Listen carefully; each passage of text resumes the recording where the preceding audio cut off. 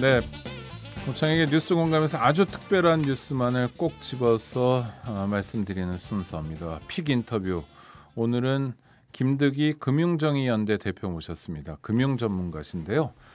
어서 오십시오. 예, 반갑습니다. 네. 일단 저는 그냥 금융 소비자의 한 사람으로서 요새 조금 답답한 게 동네 은행 점포를 엄청 많이 닫았어요. 예. 왜 그럽니까? 수익성이 떨어지니까 아무래도 부자 동네에는 점포를 더 많이 만들면서 그렇습니까? 서민 동네에는 이제 점포를 줄이는 방향으로 가고 있어서 안 그래도 작년에 저희들이 신한은행 월계동 지점을 폐쇄할 때 폐쇄 반대 운동을 했는데 이게 IT가 발달하다 보니까 디지털 라운지로 바꾸고 있는 추세이죠. 지금. 그리고 사람은 없다 보니까 노인분들이 불편을 호소하셔서 강력하게 항의를 했는데 사실 은행이 자체적으로 그냥 평가를 해서 폐점을 하다 보니까 부자 동네는 은행들이 더 많아지고 고급화되고 있는데 가난한 서민 동네는 점포들이 은행 지점들이 없어진다. 이렇게 보시면 됩니다. 땡땡은행이 우리 동네에서 점포를 철수했다 하면 우리 동네를 가난한 동네 서민 동네라 무시하는 거라 여겨도 크게 틀리지 않은 거고요. 지금 은행의 입장에서는 그렇습니다. 그렇죠. 김 대표님 말씀처럼 연세에 있으신 분들은 점포가 꼭 필요하거든요. 송금도 그렇고. 왜 그러냐면 차고 송금에 대한 요즘 차고 송금이 많거든요. 네네, 송금을 잘못하는 경우. 잘못하는 경우. 그러다 보니까 노인분들은 노안이 오셨는데도 불구하고 청력이 약하신데도 불구하고 직접 가서 방문하셔가지고 송금을 하고 싶어 하시거든요. 그럼요. 그럼에도 불구하고 노인에 대한 금융 취약계층에 대한 배려 없이 일방적으로 폐점을 해서 저희들이 좀 반대를 하고 있고 그나마 신한은행이 월계동 지점을 폐점할 때 저희들이 요청을 좀 받아들여져서 직원을 2명 정도 두는 디지털 출장소로 가고 있는데 국민은행 같은 경우는 그냥 좀 일방적으로 지금 폐쇄를 하고 있다 이렇게 보시면 됩니다. 그런데 은행도 장사니까 뭐 비용이 너무 많이 드는데 어떻게 다 견디냐 하면 설득력 있는 것 같은데요. 실제로 은행은 지금 장사가 어렵습니까? 점포를 대거 닫아야 할 만큼? 아니죠. 지금 단기순이익을 보면 작년도 단기순이익을 보면 은행들이 한 17조 가량 단기순이익이 났거든요. 코로나 이 고통에도 불구하고 시중은행이 17조 원을 벌고 있다. 그래서 한 어마어마하네요. 34%가 전년도 대비 증가를 했고요. 올해 4대 은행이라고 합니다. 저희들은 우리, 신한, 국민, 하나 이 4대 은행이 상반기에 8조 9천억의 단기순이익을 벌었는데 전년도 대비 그러니까 작년도가 사상 최대 흑자라고 말씀드렸지 않습니까? 이것보다 더 10%가 지금 이자가 증가됐기 때문에 은행이 어렵다, 경영이 어렵다라기보다는 선제적으로 점포를 돈 안 되는 동네에는 폐쇄하고 있다 이렇게 보시면 됩니다. 그러면 악덕업주라고 말해도 크게 틀리지 않을 것 같은데요. 저희들은 그렇게 이야기하고 있죠. 그러니까 최소한의 점포를 하나는 남겨둬라. 아니 40km를 넘는 동해 삼척, 경남 같은 경우에는 마산, 진주 이런 동네에서 봤을 때 마산하고 진주는 다른 동네인데요. 다른 동네지 않습니까? 그런데 중간에 통영이 있다 치면 이게 통영 지점을 없앤다든가 삼척 지점을 없앤다든가 해서 40km를 넘게 가야 됩니다. 그럼 직접 대면해야 될 꼭 필요한 업무가 있거든요. 그게 뭐냐 하면 OTP 카드 범일번호를 틀렸다면 내방을 해야 되는데 40km를 넘게 시외버스 타고 가야 되는 이런 불편함이 생기고 있는 거죠. 그분이 팔순 노인이시고 때론 구순 노인이시고 이런 거고요. 사실 그렇죠. 오늘날의 대한민국을 만들어 온 분이고 은행이 여태까지 먹고 살 수 있도록 금융거래를 계속 해줬던 분들인데도 아니 이럴 때는 정부가 좀 역할을 해야 되지 않나요? 그래서 그러니까 지점 폐쇄에 대해서는 최소한 승인은 아니다 하더라도 지금 자체적으로 평가하고 있거든요. 그래서 점포를 폐쇄했을 때 CD기가 있는다든지 뭐 주위에 대체할 수 있는 게 있으면 승인을 하는 방향이다 보니까 CD기 하나 그다음에 말하는 우리는 ATM 기기라고 이야기를 하죠. 그럼 직원들하고 전화 통화로 이야기를 하면서 응대할 수 있는 걸 설치하고 디지털 라운지라고 이야기하면서 점포를 폐쇄하는 걸 승인하고 있는데 여기에 대해서는 좀 금감원이 좀 철저하게 원칙과 입장을 가지고 가야 된다 이렇게 말씀드리고 싶습니다. 은행은 지금 역대 최대 단기순이익을 올리는데도 불구하고 지역이라는 이유로 차별을 받고 있고 서민 동네라고 차별을 받고 있고 금융 취약계층이라고 차별을 받는 거에 대해서는 온당치 못하다 이렇게 보고 있습니다. 다음 총선에는 우리 지역에 은행 점포를 유치하겠다 이런 공약이 나올 수 지방선거에서는 충분히 나올 수 있습니다. 이럴 정도로 예. 와. 저는 그냥 제가 금융 소비자로서 평소 궁금했던 예. 걸 하나 여쭤보고요. 동네에 자꾸 없어지니까 예, 어르신들의 불편이 되게 커지더라고요. 네. 어르신뿐만 아니고 젊은이들도 많이 불편하죠. 아, 그렇죠. 왜냐하면 내가 있는 동네 은행을 30년 거래했는데 이 은행이 수익이 나지 않는다는 이유로, 그러니까 수익은 나요. 네. 그런데 부자 동네보다 적게 나니까 아이고. 그게 수익, 적자가 나서 폐점을 하는 것보다 수익이 적다 보니까 폐점을 하고 있고요. 그래서 저희들은 차라리 4대 은행이라든가 이래서 공동점포라도 운영해달라. 이렇게 지금 좋은 방법이네요. 요구하고 있습니다. 네. 뭐 우리와 신한이 같이 점포를 운영하면 어차피 뭐 각자 컴퓨터 예. 가지고 하면 되니까 상당히 비용도 줄일 수 있고. 건물 비용은 줄일 수 있고. 이게 좀 시범적으로 하나은행하고 기업은행이 네. 공동점포를 운영하고 시범적으로 지금 하고 있습니다. 네네. 그런 것도 하나의 모델일 것 같고요. 자, 지금 금리가 계속 오르고 있고 또 한국은행에서 부쩍 올린다 이런 걸 예고하고 있는데 그렇게 되면 서민들 입장에서는 이자에 대한 부담도 커지는 거고요. 여러 가지 심각한 문제가 생길 것 같은데 어떻게 보세요? 지금 이제 24년 만이라고 언론에서 나오고 있는데요. 네. 물가 상승률이 6%가 되었다라고 이야기를 하고 있고요. 전년도 전달 대비. 네. 그다음에 지금 뭐 기름값은 이제 조금은 내려지고 있지만 유류세 고통, 그다음에 고금리 이 시세가 이어지다 보니까 삼중고라고 이야기를 하고 있는데요. 네. 소상공인 같은 경우에는 이런 말씀들을 많이 하세요. 코로나의 고통 끝을 아직도 나오지 않았는데 이 삼중고에 시달리다 보니까 이제는 더 이상 버틸 여력도 없다라고 이야기를 하시고 계시거든요.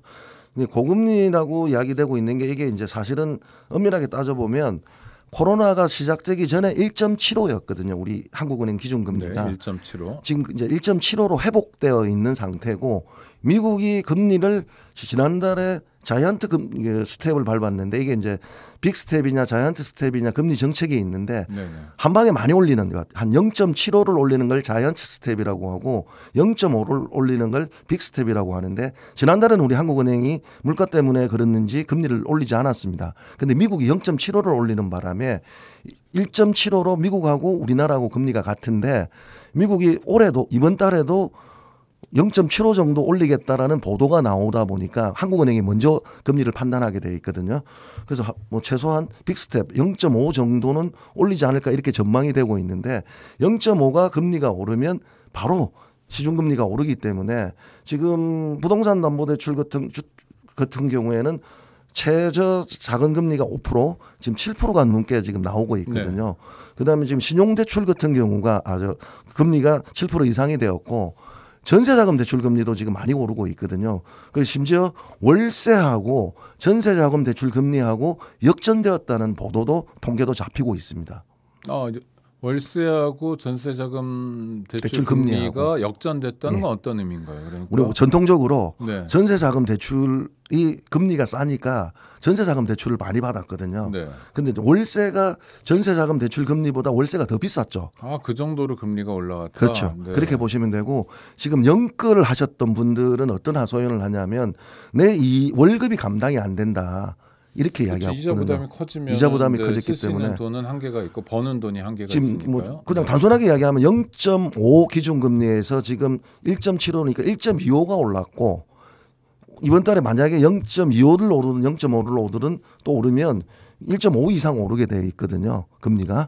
그럼 대출 금리가 1% 이상 오른다는 것들은 고통스럽게 받아들일 수밖에 없는데 이게 특히 연끌을 해서 주택 자금을 통해서 부동산을 구입하신 분들 같은 경우에는 월급이 감당 안 될 수가 있죠. 그렇죠. 그러니까 부동산 담보대출 같은 경우에는 그냥 뭐 1, 2억이 한두 푼이 아니지 않습니까? 그러다 보니까 대출 금리가 고금리로 계속적으로 이어질 때는 집을 던질 수밖에 없는 이런 것으로 내몰릴 수가 있죠. 아니 집을 던진다는 거 이제 주택 자기가 영원까지 끌어다가 구입한 주택을 팔아서라도 거기서 빠져나와야 되는 건데 그러니까 정리를 하고 싶어 하는 거죠. 빠져나오는 건데 문제는 거래가 있어야죠. 그렇죠. 그러니까 거래에 성공하는 것도 굉장히 어려운 거 아닙니까 지금은?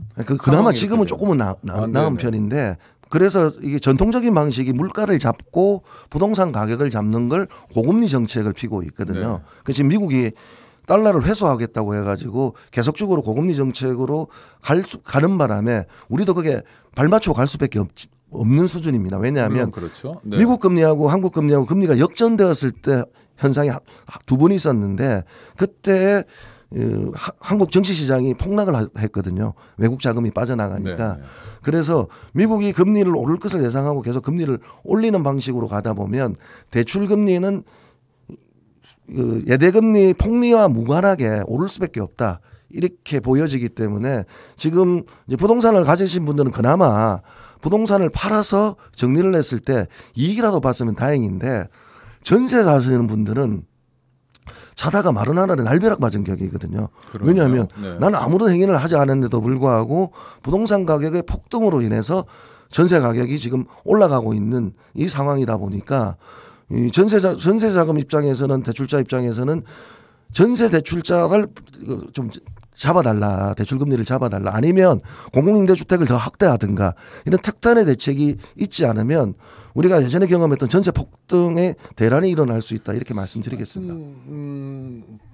이자 때문에 보통 소비자들은 고통스러워하고 실제로 고통스러운 분들도 많고요. 그다음에 한국은행에서 기준금리 올리게 되면 가계가 추가로 부담해야 될 돈들이 뭐 그냥 쉽게 나오더라고요. 예. 뭐 11조 뭐 얼마씩 쭉쭉 나오던데 뭐 이미 다 계산 나와 있는 거니까요.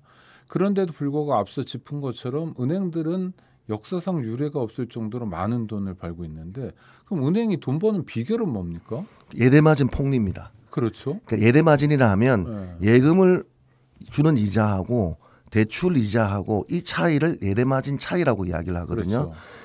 올 5월 달에 한국은행이 발표한 예대금리 마진 차가 얼마가 나왔느냐 하면 2.37%가 나왔습니다. 네. 예금이자하고 대출금리 차이가. 원래 예대 마진이라는 건 있을 수밖에 없죠. 은행이 뭐 땅 파서 장사하는 건 아니니까. 예. 네. 그러니까 2.37이면 저희들이 보기에는 이건 약탈적 금리라고 보여지는 거죠. 금리. 왜냐하면 우리가 예금에서 대출을 받았을 때 보통 플러스 1.5 정도 되거든요. 네. 그다음에 보험회사 같은 경우가 약관 대출을 받았을 때 내가 환급할 수 있는 환급금의 플러스 1.5 그리고 우리가 보통 1.8에서 2.0이 될 때는 금융당국이 어느 정권이나 다 개입을 합니다. 이자 장사를 할 거냐 그다음에 금리가 너무 비싼 걸 어떻게 설명을 할 거냐 이렇게 되는 개입을 하는데 그렇게 해서 엄청난 이자를 물어야 될 사람들이 국민들이니까. 당연하죠. 그렇죠. 그래서 신임 금감원장도 네. 은행들이 이자 장사하는 거 아니냐라고 이야기를 하니까 이 예대마진을 줄이려고 은행들 입장에서는 어떻게 했냐면 우대금리를 감면해 주는 걸 확대하는 방식으로 우선 좀 금리를 낮추는 효과를 보여주고 있는데 저희들이 보기에는 착시 효과다 이렇게 말씀을 드리고요. 네.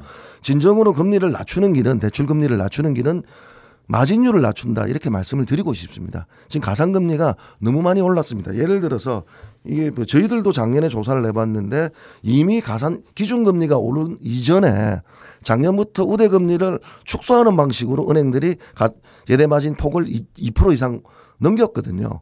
그렇게 벌고 있었고 국회 윤도원 의원실 자료에 따르면 2019년 12월 말 1.28이 가상금리였는데 올해 말에 보면 1.95가 나와서 0.48 정도가 불과 2년 만에 가상금리가 올랐다라고 이제 자료에 나와 있거든요. 자, 우리 대표님이 몸담고 계신 단체가 대표로 일하시는 단체가 금융정의연대입니다. 그러니까 금융정의를 위해서 하여튼 활동하는 단체인데 그럼 지금 이 순간에 대한민국의 금융정의를 위해서 또 윤석열 대통령식으로 말하면 공정과 상식을 회복하기 위해서 시급하게 해야 될 조치가 뭘까요? 공공성 회복이죠. 공공성 회복. 은행의 공공성 회복. 네. 그러니까 채용비리 사태가 있었습니다. 근데 사기업이기 때문에 채용을 자기 마음대로 할 수 있다고 이야기를 했지만 법원은 일관되게 판단을 했던 게 공적 자금을 투입하고 금융당국의 감독을 받고 세금이 들어갈 수 있기 때문에 공공성이 있다라고 이야기를 했습니다. 역으로 이 말씀을 드리는 거는 은행이 예대마진 폭리를 계속 취하는 것에 대해서 적정한 이유는 어느 정도이냐에 대한 공공성을 회복해야 된다 이렇게 말씀을 드리고 싶어요.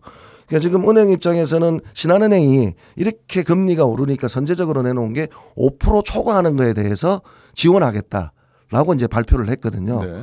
그 좀 획기적인 조치로 보였는데 내용을 살펴보니까 속빈 강정이었다는 거죠.